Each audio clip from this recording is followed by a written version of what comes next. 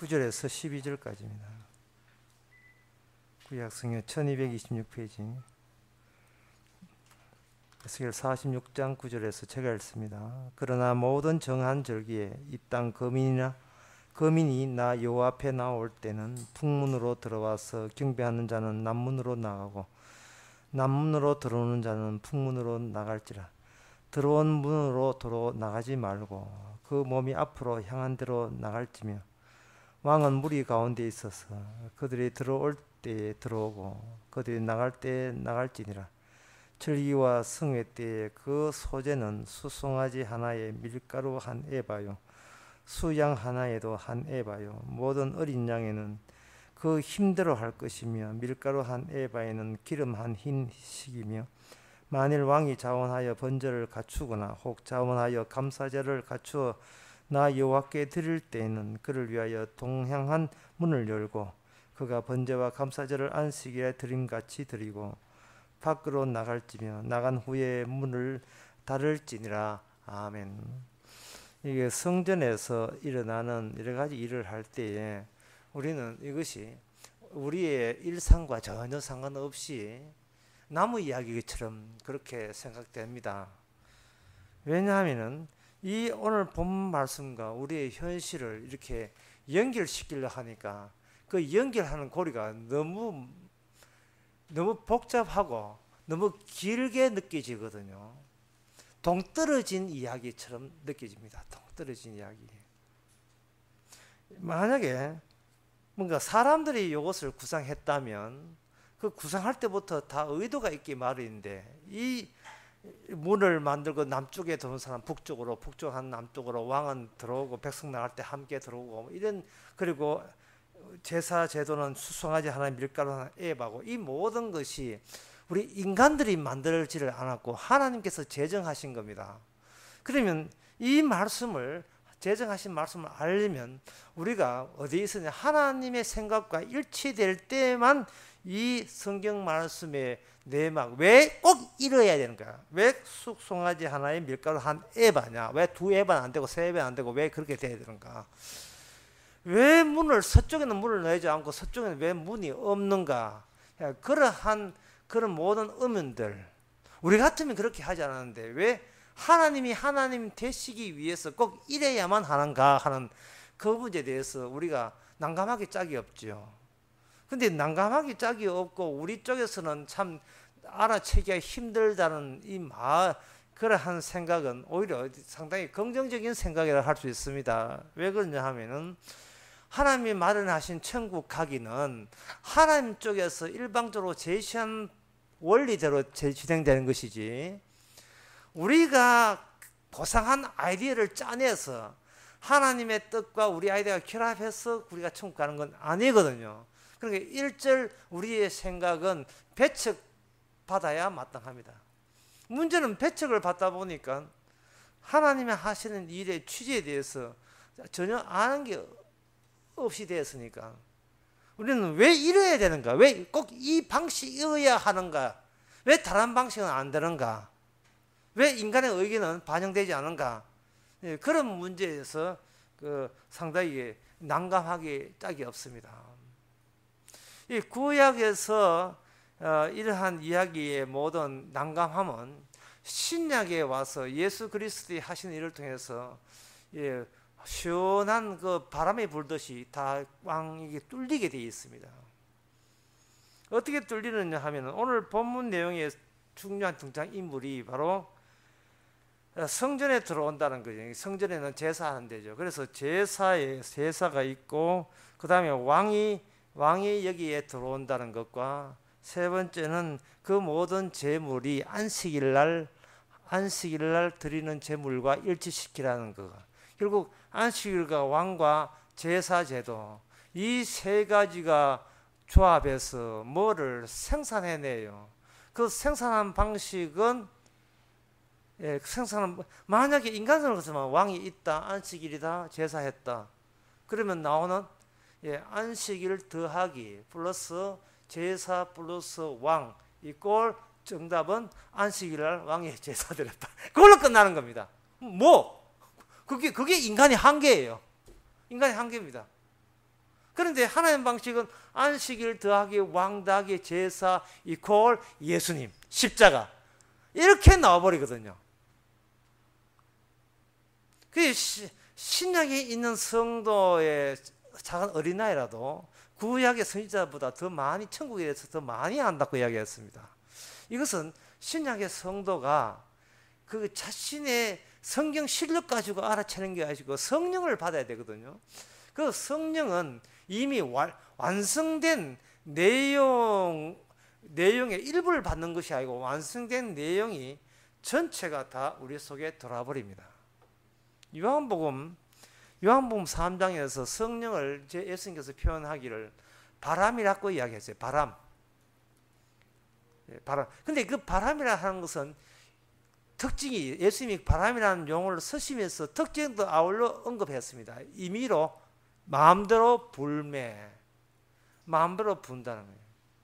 그러면 예수님께서 하는 사람의 천국 가는 것은 성령에 의해서 된다는 말을 다른 말로 옮기면 하늘나라 가는 것은 하나님 마음대로에 달렸다 이렇게 이야기할 수 있습니다. 그 말을 다른 말로 하면 인간이 꼭 천국 가겠다고 붙잡을 수 있는 곳이 천국이 아니다.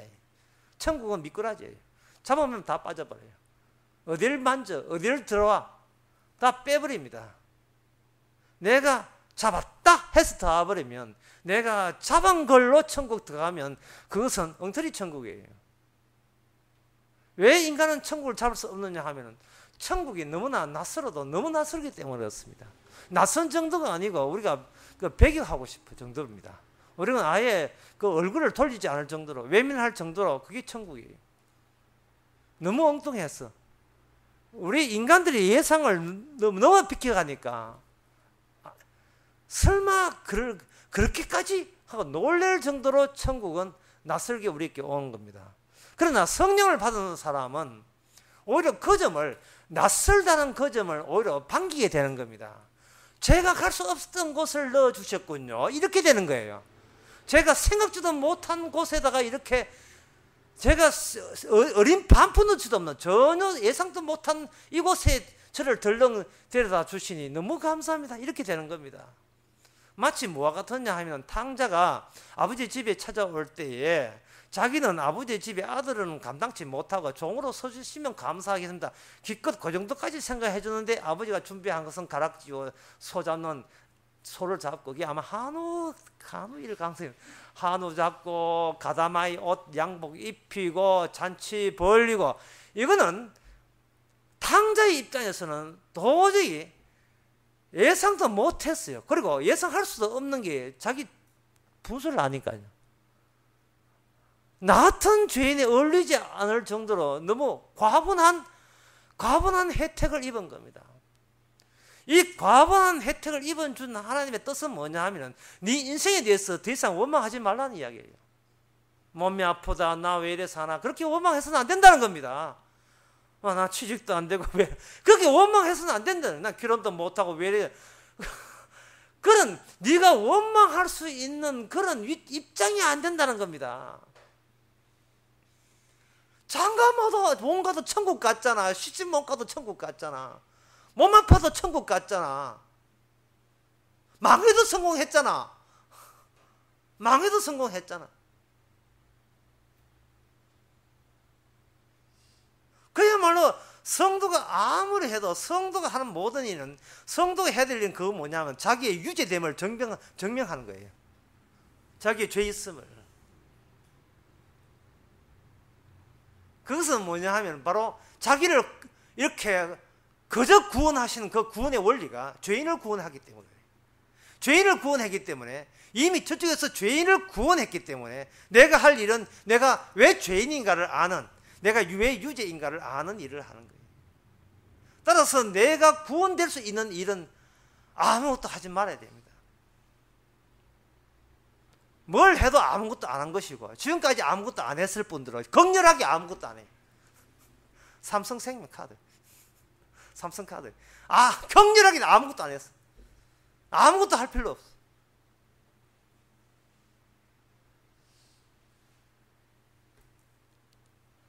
설교하면서 아무것도 안 했고 헌금하면서 아무것도 안 했고 전도하면서 아무것도 안 한 거예요. 왜? 전혀 구원과 상관없는 일이니까. 주께서는 그 일을 하게 함으로써, 헌금하고 전도하게 함으로써, 예배 드리게 함으로써 그것이 왜 죄일 수밖에 없는가? 그게 왜 유죄에 포함되는가? 그걸 알려주는 겁니다. 자, 그렇다면 이 성전이라는 것은, 성경에 나와 있는 성전은 결국은 인간의 행함과 동떨어지고, 인간의 행함 말고 인간을 대신해서 다른 분의 행함과 관련되어 있는 것이 성경입니다. 그래서 저는 성경을 읽으면 성경은 예수님의 유서다. 예수님의 유서에서 바람이 불다. 그 바람 부는 장소가 바로 문이에요. 오늘 설교 제목이 문입니다. 에덴의 동정에서부터 이미 공개적으로 인간이 왜 이 땅에서 힘들게 살아야 되느냐에 대해서는 에덴의 동적과 관련되어 있습니다. 에덴의 동쪽 문이 막혀 있기 때문에. 그런데 이 문이라는 의미가요, 이게 그냥 장벽이야. 펜스하고 달라요. 그냥 펜스는 그냥 설치 자체가 막혀 있는 거지만, 문이라 하는 것은 닫으면 열 자 없고 열면 닫을 자 없는, 이건 뭐 열겠다는 건지 닫겠다는지, 그거는 문을 설정한 그분의 의사에 결정되는 겁니다. 문이라는 것은 열린 것도 아니고 닫힌 것도 아니고, 닫혔다고 생각하니까 열려 있고, 열렸다고 생각하고 들어가려고 하니까 뻥 닫히고 닫혀 있고. 요한계시록 3장 7절에 보면 바로 빌라델비아 교회에서 주께서 하신 다윗의 열쇠를 가진 이가 곧 열면 닫을 자 없고 닫으면 열 자 없다. 열면 닫을 자 없고 닫으면 열 자 없다. 이 말은 하나님께서 하나님의 성전이라는 하는 건 지난 시간에 이야기했잖아요. 지난 시간만 생각해도 제가 상당히 좀 죄송스러운 마음이 있는데, 지난 수요일을 마치고 나는데 이렇게 강의를 하다 보니까 여기저기서 어렵다고 원망이 난리 나서 어렵다고. 저기서 일부러 어렵게 했습니까? 일부러 어렵게 한 건 아니거든요. 월삭과 안식일을 설명하다 보니까 그렇게 복잡한 거예요. 본인들 실력 없으세요? 오늘 본문도 마찬가지입니다. 성전을 생각할 때 성전은 딱 하나죠. 성전은 무엇이냐? 하나님의 거주지다. 하나님의 거주지인데 그게 어디 있습니까? 라고 말할 수는 없는 거예요. 우리가 그게 어디 있습니까? 말할 수 없는 이유가, 그 하나님의 거주지가 무엇이 매일같이 유발되느냐 하면 죽음이 유발되거든요. 따라서 이 자칭 살아있다는 인간들이 그 하나님의 성전 어디 있습니까? 라는 말을 할 수가 없어요. 인간이 자기가 죽었다고 확증이 될 때 비로소 그 성전은 하나님이 계신 곳이라는 것을 비로소 알게 되는 겁니다. 성령이 우리에게 찾아오게 되면 우리로 하여금 십자가 영이기 때문에 우리로 하여금 이미 죽은 자가 되어버려요. 그 죽은 자는 또 죽을 필요가 없다니까요. 이미 죽은데 무슨 자살을 해요? 이미 죽은 자인데 어떻게 해요? 쌀라고 해도 죽어보는데 결국은 똑같아요. 우리가 이미 자기 십자가를 지고 나를 따라오지 않으면 주님이 간 곳에 갈 수가 없습니다. 그것은 무엇을 의미하냐 하면은, 하나님이 구약 때 모형으로 성전을 만들어 하나님의 거주지를 보여줬을 때에 그 성전 바깥에 있는 일반 이스라엘 사람들은 성전의 특징을 이렇게 봤습니다. 저거는 매일같이 연기가 피어오는 것이다. 매일같이 흠없는 재물들이 다 죽는 곳이다. 저거는 죽음의 곳이다. 왜 죽음의 곳인가? 이스라엘이 왜 죽음의 곳인가? 그것은 거룩한 분이 우리가 드린 재물을 매일같이 거룩한 심판에 불러서 죽이고 또 죽이고 또 죽이고 늘 죽음이 나가 죽도록 그렇게 조치하게 하시는 하는 방식으로 주께서 우리 가운데 거하신다. 왜 그것이 재물이 죽어야 되는가? 그 재물이 죽을 때마다 우리의 죄는 용서가 되니까. 따라서 성전이라는 것은 뭐냐면 하나님이 인간과 함께 있는 방식인데, 그 방식은 죄가 있어서는 함께 있지는 못하고, 그리고 죄를 없앨 수 있는 방법은 인간 쪽에서는 어떤 대책이 없고, 하나님 쪽에서 우리를 사랑하시되 우리가 죄 때문에 같이 있을 수 없는 그 상황을 고려하사 우리의 죄를 하나님 쪽에서 알아서 처리해 주시면서까지 우리와 함께 계시는 그 거주지가 바로 성전이 되는 겁니다. 세상 죄를 지고 가는 하나님 어린 양이 왔다. 이거는 세상 죄를 지는 어린 양이 왔다라는 말을 끝에 이꼴 죽음이에요. 결국 세상 죄를 지은 어린 양이 왔다 이꼴 죽음이다. 날 죽여라. 그래서 성경 예수님이 유서라 하는 겁니다. 그런데 성전에 방금 이야기했듯이 성전에 이야기하면 흠이 있는 건 안 되고 흠없는 제물이 죽을 때 거기서 새롭게 발생되는 것이 뭐냐면 용서와 사랑이거든. 다시 쉽게 말해서 그 하나님의 의, 같은 말이에요. 하나님의 의, 용서, 사랑, 그리고 같은 말 생명, 같은 말 천국, 이렇게 되는 겁니다. 생명이 나와요. 생명이. 성전에서 제사로 말미암아 유발된 그 생명을 문을 통해서 바깥으로 확대를 시켜버리면, 이게 나중에 좀 이따 나옵니다. 에스겔 48장에 에스겔 47장부터 이제 성전에 물이 흐르기 시작해서 48장에 들어가면 그 주변에 물이 있는 곳은 다 생명이 물고기가 푸드푸드 뛰면서 생명을 얻고 하는 겁니다. 이 생명이 나오는 거예요. 그게 무슨 말이냐면 죽음을 통해서 생명이 나오는 겁니다. 이걸 다른 말로 하면 저주의 열매로서 맺어지는 것이 바로 생명이요 구원이 되는 겁니다.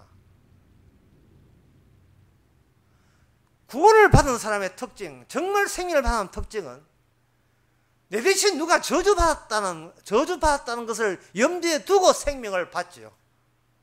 내 대신 내가 받을 저주를, 내 대신 다른 분이 저주를 받았다는 것을 염두에 두고 생명을 받기 때문에 받는 사람은 그걸 값없이 받는 걸로 충분히 이해하고, 더 나아가서 내가 십자가 주님 앞에 저는 할 말을 잊어버리죠. 할 말을. 그리고 범사에 감사하고.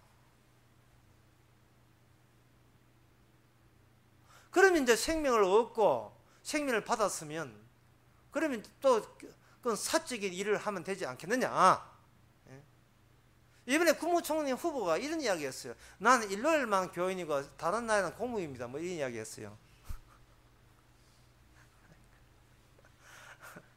참 초자만 얍삽한 수를 쓰고 있어요.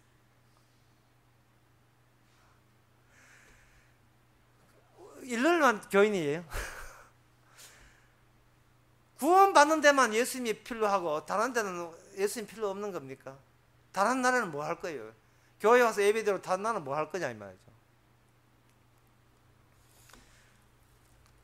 하나님께서 오늘 본문에 보면 이런 말씀이 있어요. 여기에 그 9절에 보면 여호와께서 앞에 나올 때 북문으로 들어와서 경배하는 자는 남문으로 나가고 남문으로 들어온 자는 북문으로 나갈지라. 들어온 문으로 도로 나가지 말고 그 몸이 앞으로 향한 대로 나갈지라. 이렇게 되어 있어요. 이게 무슨 의미냐 하면 이런 의미입니다. 저는 아직 그 용현 놀이공원에 근데 안 가, 놀이공원에 이제 물 타는데 근데 안 가봤는데요. 그냥 뉴스만 봤는데 여름 되면 벌써 여름 됐으니까 신이 나요. 신이 나는데 그 미끄럼틀 타는, 물이 미끄럼틀 탄다는 이제 파도 타는 그런 게 인공적으로 만들어 놨는 모양이에요. 그러면 인공적으로 파도가 쫙 치면 거기 있는 사람들, 그 수백 명 사람들이 물을 못 이겨서 물에 휩쓸리게 되잖아요. 미끄럼틀 같은데 물이 내려오면 하고 저 수영복 입고 좋다고 좋은 긴지 놀라운 긴지 하여튼 해가 감지면서 물에 붕 빠지잖아요. 그럼 본인이 지금 노를 젓는 게 아니에요. 노를 젓는 게 물결이 그냥 타잖아요.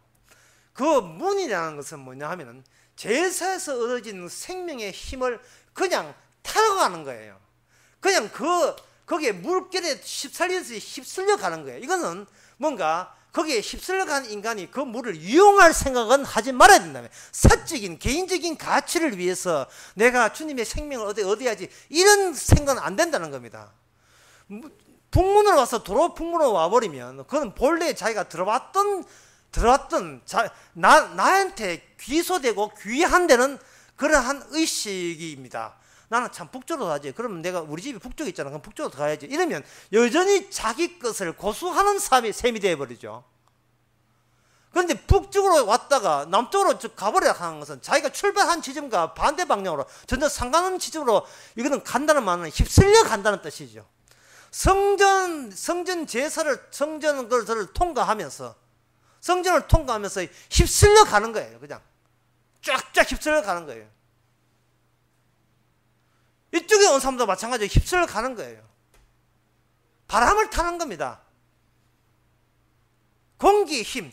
그렇게 제사의 효력을, 힘을 온몸으로 거기에 잠그면서 제사의 힘이 이끌는 대로 가는 거죠. 그냥 가는 거예요. 그럼 가서 뭐 할 건데? 가서 나의 유죄함을 보여주는 삶을 살면 되는 겁니다. 자기의 내가 왜 죄인임을 보여주는 삶을 살면 되는 거예요. 착하려고 하니까 힘드는데 죄지려고 하니까 여러 가지 이렇게 이거는 용인랜드보다 더 재밌어요. 바르게 살아가고 하니까 그게 힘드는데 그냥 막 살아가고 하니까 이거는 평소에 늘 살던 길 막 사는 버릇이 막 사는 길인데 이건 못해. 막 사는 것도 못해요. 막 살면 되는데 막 살아도 상관없는 삶이 되어야 되지 않겠습니까? 막 사는 것이 뭔가 위기가 되고 불안하고 주저한다면 그 사람은 성령 안 받은 사람이에요. 제사의 효력 속에 있지 않습니다. 흉내내는 사람이지 성령 안 받은 사람이에요. 불안한 사람. 내가 이거 너무 막 가는 게 아닌가. 자꾸 뭐 가끔 브레이크 걸고 지가 유모차도 아니고 뭐 이제 노인들 미는 차도 아닌데 브레이크를 왜 겁니까? 지가 왜 브레이크를 왜 걸어요?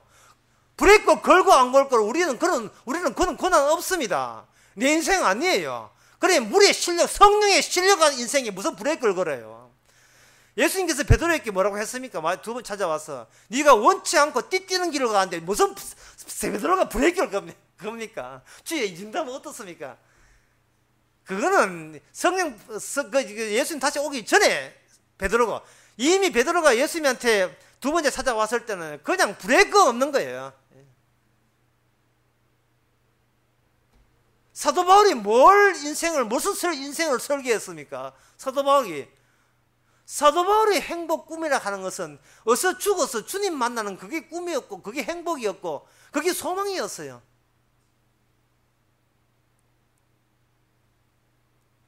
왜 그렇게 해야 되느냐 하면은 전에는 사람들이 성전을 바라볼 때 옛날 구약 때 저쪽에서 죽음이 일어난다고 생각하거든요.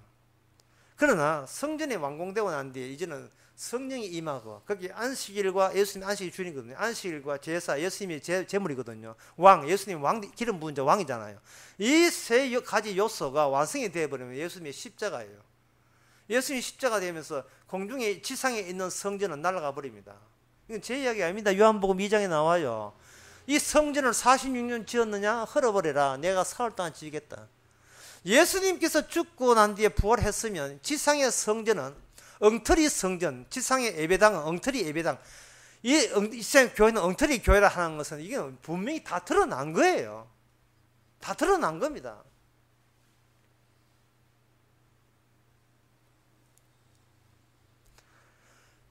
주님께 경배하고 예배하는 방식도 교회가 짜놓은 교회 스케줄대로 되는 게 아닙니다.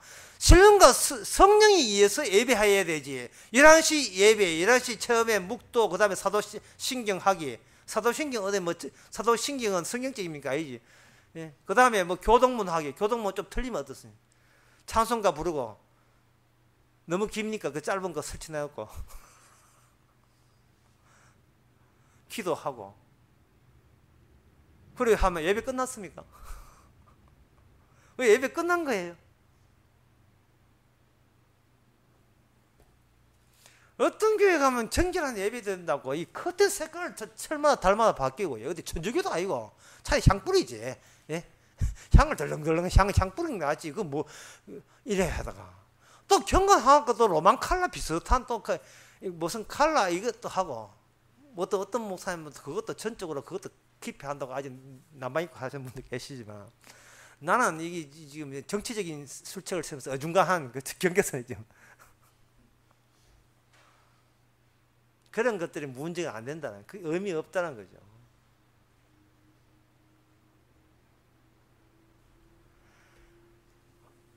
성령이, 예수님께서 성전을 지상에서 하늘로 옮겼습니다. 옮겼으면 그동안 이 지상의 성전에서 했던 모든 그 의미가 주님 따라가야 돼요. 주님으로부터 다시 쏟아져 내려와야 됩니다. 그 쏟아져 내려오면서 뭐도 같이 바뀌느냐 하면은 이 문이라는 거, 문의 개념도 다시, 이게 성경에 보면 그게 바뀌어지게 돼요. 무슨 말이냐 하면 이스라엘의 성전은 공개적이었습니다. 실제로 성전이 있었으니까요. 모리아 산에, 예루살렘 거기에 있었어요. 크기는 미국의 축구장보다 더 적어요. 그런 크기만큼 다 했다고.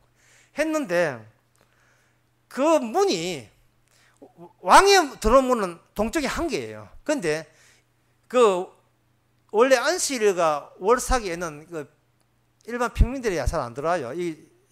그 일반 절기 때는 들어오고 안식일 월삭 때는 그 제사장이나 왕이 들어오고 이래 하는데, 어쨌든 간에 그 일반 절기 때 일반 백성들이 들어와서 제사를 드릴 때에 왕이 들어온 문은 왕만 들어야 돼. 다른 사람 못 들어와요. 이게 에스겔 44장에 보면 나옵니다. 오직 왕만 들어오고, 왕 오기 전에 문을 닫아놔라는 거예요. 왕이 입성해야 모든 것이 완료가 되거든요. 아까 다시 안식일, 왕, 그 다음에 제사 완료. 왕 완료, 제사 완료, 안식일 완료, 예수님이 십자가, 이래요, 공식이에요. 동시에 성전은 공중으로 붕 떠버리죠. 공중에 떠가지고 사흘 만에 다시 지는 성에 떠버리는 거예요. 그러면 뜨면 그 문도 같이 뜨게 돼 있죠. 그 문. 근데 문이 왜, 저쪽은 하나인데 그 솔로몬 성전은 문이 세 개입니다. 남쪽, 북쪽은 세 개, 서쪽은 아예 문이 없고요. 동쪽이 하나 있고 남쪽이 세 개 있는 것은 왜 문이 세 개냐 하면 한쪽이 하나밖에 없는 문을 주목하라고 하는 거예요. 일반 평균대로 들락들락 하는 것은 의미 없어요. 왕이 최종적으로 이 성전을 완성시킬 때는 기름 부는 왕으로서의 동쪽으로 들어와요. 왜? 에덴의 동쪽이니까. 우리가 인간이 범죄했던 그 경로를 따라서 예수님이 공생애가 시작되거든요. 예, 비천하게 태어난 것은 집천하게 태어난 것 출생부터 해가지고 광야에 가서, 광야가 본보기를 했죠. 세상의 압축판 본보기거든요. 거기서 본보기에서 사람이 볼 수 없는 사탄을 만납니다. 일반 사람들은 만날 줄 없어요. 사탄이 거주하는 광야의 만남으로서 이 세상은 처음부터 전체가 사탄이 지배하는 세상인 것을 예수님이 대표해서 우리에게 알려주죠. 그리고 사탄과의 전쟁에서 승리하셔서 죽고 부활하셨습니다. 그것이 동쪽으로 시작돼요. 동쪽에서부터 이제 하는 거거든요. 그런데 그게 모든 것이 제 성전이 공개적이었습니다. 그리고 예수님 하신 생애도 공개적이죠. 그런데 문제는 이거예요. 이제는 그것이, 그 성전 자체가 하늘로 올라가서 보이지 않는다는 게 문제입니다. 자, 뭐 어떻게 할까요? 참 큰 문제예요. 천국 가야 되고, 성전은 보이지도 않고. 어떤 분들은 이제 궁금해 묻는 사람이 있어요. 목사님, 참 성전은 어디에 오십니까? 어디에 나타납니까? 감람산? 예루살렘? 아니에요. 이미 우리서 다시 설계합니다만은 이 땅에서 분명히 말씀드릴게요. 우리가 죽은 것이 아니고 세상이 죽었어요. 개인이 죽은 게 아니고요. 이 세상 자체가 예수님이 죽고 부활함으로써 이미 이 세상 자체가 너나 할 것이 다 죽은 자예요. 예? 길에서 만나거든 그 좀비 만난 줄 아시기 바랍니다. 끄떡끄떡 이래가 죽었어요. 그래서 성경에서 마태복음 10장에서 뭐라 했던가요? 몸을 죽이는 자를 두려워하지 말고 몸과 영을 지옥에 멸한 자를 두려워하라 이 말이죠.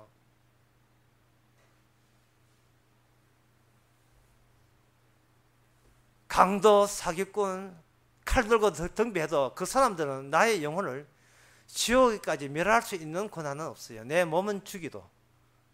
스데반 집사를 죽였던 그 유대인들은 스데반 집사로 하여금 소원대로 된 거죠. 스데반 집사가 주님 만나기를 학수고대했는데 그들이 옆에서 협조가 잘 돼가지고 스데반 집사는 그날로 주님 만나가지고 지금껏 잘 살고 있어요. 예. 친구 잘 살고 있어요. 뭐 장례식 할 때 뭐 천국에 맨션 아파트라면 한번 보내줘. 맨션 아파트 미리 가도록 한번 보내줘요. 그러면 아이고 천국 가려면 뭐 일찍 죽으면 되지. 그게 뭘 모르냐 하면 문의 기능을 몰라서 그래요. 문의 기능은 내가 활용할 대상이 아니고 내 활용할 문이 있는 게 아니고 우리 자신이 이 땅에 문짝으로 사용케 하는 게 문짝으로. 그러면 내가 문짝인지 본체는 우리가 문짝만 도와야 문짝만. 성도는 성령 임해서 문짝만 있는 거예요. 그게 우리가 문짝인지 아닌지 어떻게 아느냐. 우리가 문짝이라 하는 거 어디에 등장하냐 하면 바로 요한계시록 21장에 보면 거기에 나옵니다. 21장에 보면 거기에 크고 11장 12절에 보면 크고 높은 성곽이 있고 12문이 있는데 왜 갑자기 문이 12개 되어버렸어요. 12개. 처음에 그 성전은 처음에 성소에서는요, 회막에서는 문이 하나, 동쪽 문 하나밖에 없어요.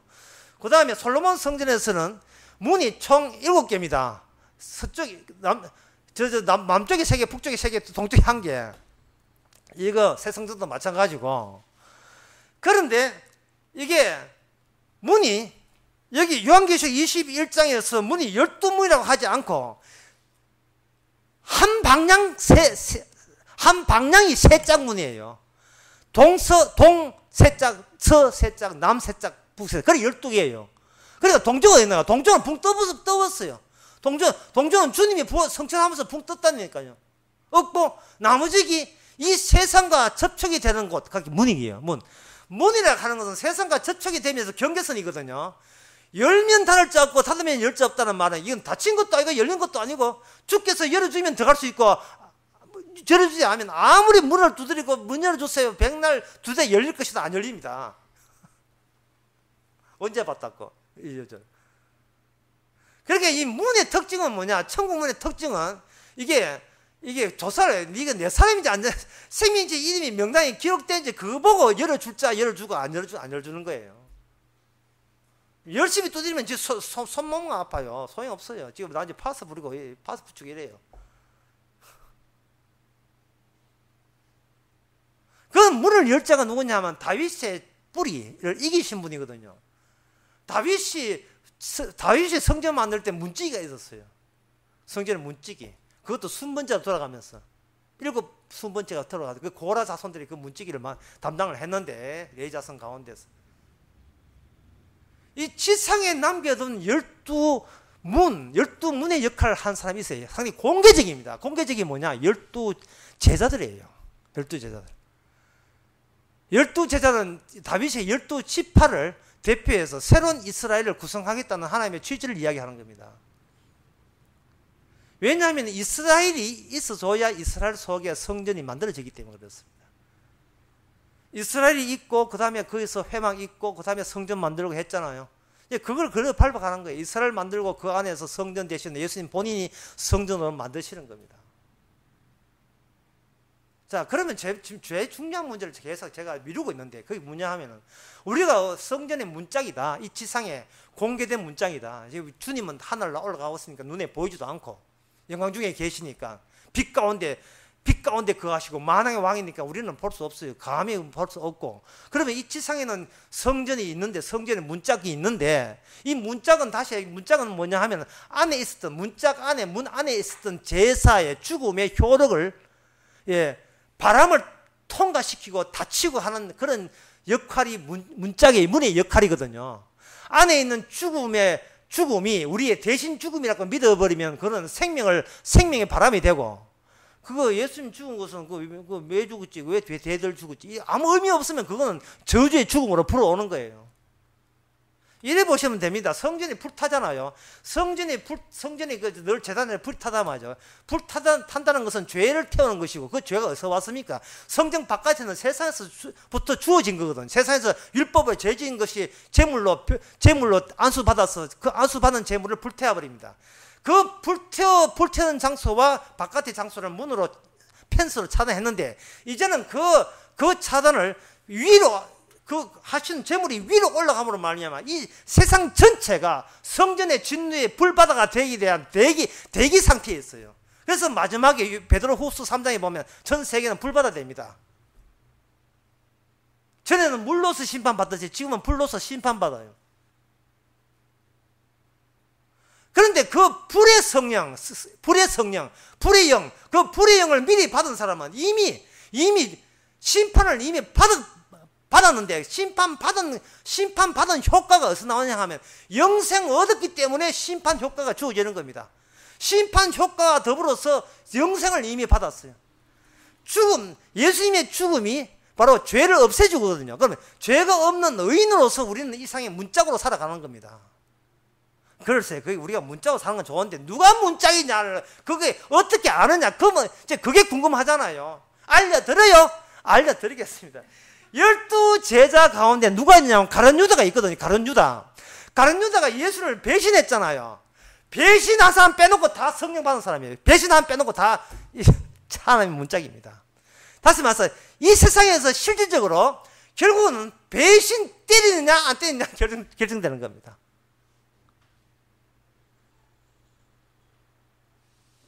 가룟 유다의 심정을 헤아려야 돼요. 모든 청춘을 바치고 가족과 모든 형제를 떠나서 예수님이 자기를 선택했다는 말 듣고 자기는 천국 얻을 줄 알고 예수 믿으면 구원될 줄 알고 열심히 예수 믿었고 심지어 귀신을 처방하는 권세까지 발휘했습니다. 이만하면 누가 봐도 이 사람은 천국 백성 사람 맞고 하나님의 문짝 맞는 것 같습니다. 그런데 결국은 그 사람은 배신하고 말았어요. 이 사실을 다른 11제자가 눈치를 챌 수가 없었습니다. 왜냐하면 주님의 고유 고난이기 때문에. 배신하면 베드로도 한 배신했죠. 예수님 목요일날 체포됐는데 목요일 그 밤에 체포될 때 목요일 체포될 때 헬볼 째면서 나 예수를 모른다 했어요. 베드로가 나중에 알게 것은 뭐냐면 내가 주님을 믿으려고 할 때 그때 주의 사랑이 마중 나와서 나를 구원하는 것이 아니고 내가 범죄하고 저주하는 것마저도 주님의 이미 그 시점에도 주님의 사랑은 떠나지 않았다는 거예요. 네가 닭 울기 전에 나를 3번 부인하라고 말씀 주신 것은 이미 베드로가 자기가 주님을 따르기 전에 주께서 먼저 선택해가지고 구원받기로 이미 작정을 한 겁니다. 열심히 노력했던 그 가룟 유다가 달라요. 따라서 성령을 받아서 예수 믿는 사람은 그 자신의 구원의 권한을 자기가 예수 믿던 몇 월 며칠로 규정짓는 것이 아니고 창세전까지 달려갑니다. 이미 창세 전부터 구원받기로 작정했다는 거예요. 이것이 바로 디모데전서 1장에서 이미 사도 바울이 고백하는 겁니다. 내가 예수님 만날 때 구원되는 게 아니에요. 이미 창세 전부터 주께서 예정하사, 그래서 로마서 8장에 보면 이미 아신 자를 부르신 자들 어렵다 하시고 어렵다 하는 영화롭게 하셨느니라. 처음부터 하나님은 하나님의 성전의 문짝이 되기 위해서 12문에 되기 위해서 12문마다 사람 이름이 있으니까 이 지상과 천상의 그 경계선의 문이에요. 성전의 문이거든요. 그 문이 되기 위해서 주께서 이미 모든 걸 창세 전부터 작정했으니 이것이 믿어질 때 그 사람은 더 이상 자기 노력, 자기 잘남, 자기 자랑, 자기 예씀, 자기 수고, 자기의 경건 이거 일체 인정하지 않습니다. 그거 마음 두지 않습니다. 내가 내 자신의 종교에 관심 둔다는 것은 주님의 십자가를 가리는 짓이라는 것을 그 성령 받은 사람 알아요. 내가 우리들이 평소에 고민하고 걱정하는 것은 걱정 안 해도 될 일을 걱정하고 고민하기 때문에 주님의 사랑을 가리고 있는 행위를 보여주는 겁니다. 나중에 시간 지나면 이것도 나의 유죄구나. 또 내가 주님을 또 가리는 짓을 했구나 하고 항상 성령께서는 소급해서 알게 하는데 그것은 바로 우리가 성전의 문짝이기 때문에 바람이 늘 불어요. 바람이 나로부터 출발했던 것을 주님 쪽으로 가게 만들어요. 내가 왔던 방향으로 되돌아가지 않습니다. 주님께서 나 같은 이 대도 않는 인간을 구원했죠. 라고 주님 쪽으로 가버려요. 주님 쪽으로. 주님 쪽으로 가버리죠. 물론 돌아서서 또 마찬가지겠습니다. 항상 성령 받게 되면 내가 나 된 것은 하나님의 은혜입니다를 고백할 수밖에 없습니다. 오늘날 우리가 바람처럼 바람에 실려서 생명의 물에 실려서 움직이는 성전인 것을 잊지 맙시다. 기도하겠습니다. 하나님 아버지, 내가 죽어가는 것이 아니라 이미 세상은 죽은 세상. 우리들은 산 성도가 되었으니 감사합니다. 세상에 죽었는데 같이 죽어야 될 우리가 무슨 은혜인지 죽은 세상 가운데 그리스도의 생명 되심을, 그리스도가 문 되심을, 성전의 출입구 임금을 깨닫게 하시는 이 놀라운 능력이 오직 성령으로부터 왔다는 것을 믿게 하옵소서. 예수님의 이름으로 기도합나이다. 아멘. 찬송가 205장 합시다.